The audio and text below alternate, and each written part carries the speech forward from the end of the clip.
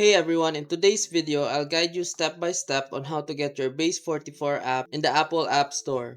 Now, Base44 apps are progressive web apps, not native iOS apps, so Apple won't accept them directly. But don't worry, we can convert it into a native iOS app using a third-party service. First, make sure your Base44 app is live, then copy the URL of your app.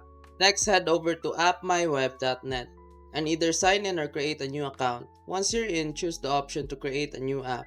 For the app name, make sure it matches the name of your Base44 app. Now paste the link you copied into the website field and hit continue.